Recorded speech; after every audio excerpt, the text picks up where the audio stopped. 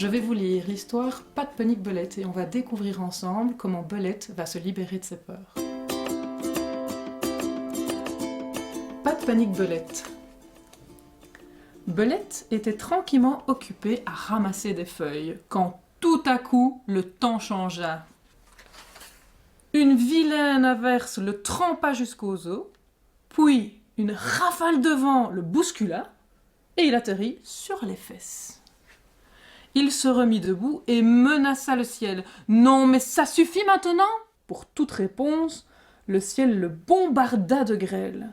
Alors, face à la tempête déchaînée, Belette se sentit bien petit, impuissant. Il décida de se construire un abri. Mais ça ne découragea pas la pluie qui reprit de plus belle. Belette continua, courageusement, malgré les bourrasques. Il posa enfin le toit. « Voilà, se dit-il satisfait. Entrée interdite. » Belette s'installa dans sa nouvelle maison, bien à l'abri. Quand il pensait à la tempête qui faisait rage dehors, cela le faisait frissonner. Les jours passèrent. Belette s'est habitué à rester tout seul. Et voilà qu'un jour, il tourna la tête. Et à son grand désarroi, il découvrit une taupe assise sur son canapé. « Quel est cet endroit ?» demanda Taupe. « C'est une forteresse !» répondit sèchement Belette. « Oh, magnifique !» s'enthousiasma Taupe. « Rien de tel qu'une belle forteresse. Je monte la garde de ce côté-ci, et toi, de l'autre. »« Non !» dit Belette. « Ce n'est pas une forteresse pour jouer. C'est ici que j'habite. »« Magnifique !» s'exclama Taupe en s'installant confortablement. « Je prendrai bien le thé. »« Non !» dit encore Belette, de plus en plus mal à l'aise. « Ce n'est pas un endroit où je reçois des visites. C'est une cachette. »« Oh, magnifique !» dit Taupe. « Ferme les yeux, compte jusqu'à 10, moi je vais me cacher. Ne triche pas, hein !»« Non !» répéta Belette. « Je ne suis pas venue ici pour m'amuser, mais pour me mettre à l'abri. »« À l'abri ?» demanda Taupe. « Qui veut te faire du mal ? C'est Renard ? Regarde ma grimace terrifiante ! Si ça ne le fait pas fuir, ça !»« Non !» grommela Belette. « C'est la tempête que je fuis. Il n'y a pas de place pour deux ici. »« Bah, ce n'est pas très amusant alors, » répondit Taupe.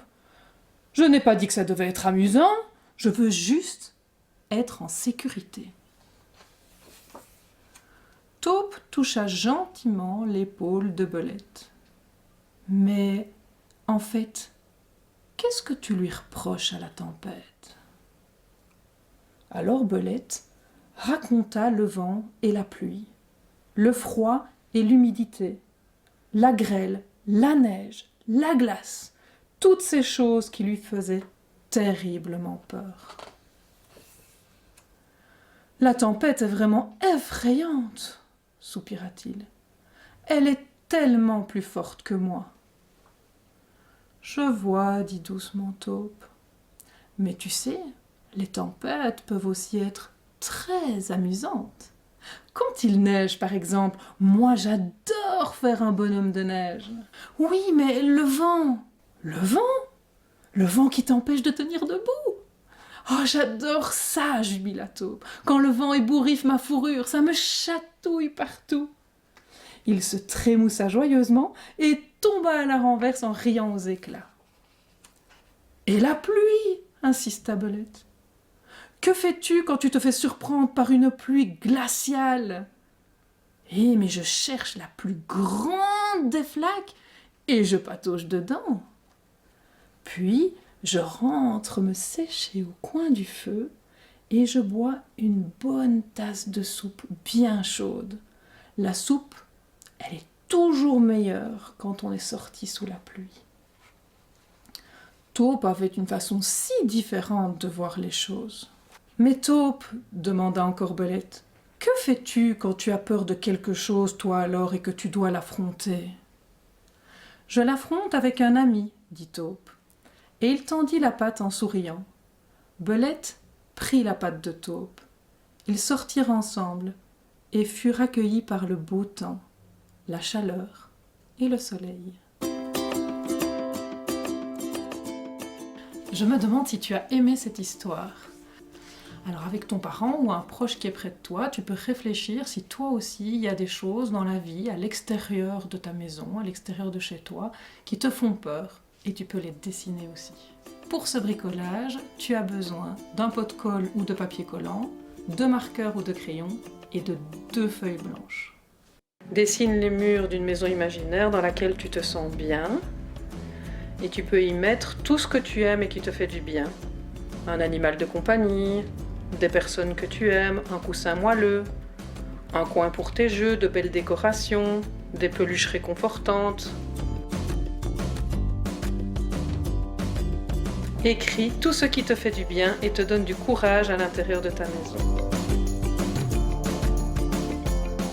Pourquoi pas un toboggan à la place des escaliers? Sur l'autre feuille, imagine et dessine l'extérieur de ta maison pour te sentir en sécurité. Peut-être as-tu besoin d'y mettre des couleurs, des fenêtres, des murs épais. Écris ou dessine tout ce qui te fait peur autour de ta maison.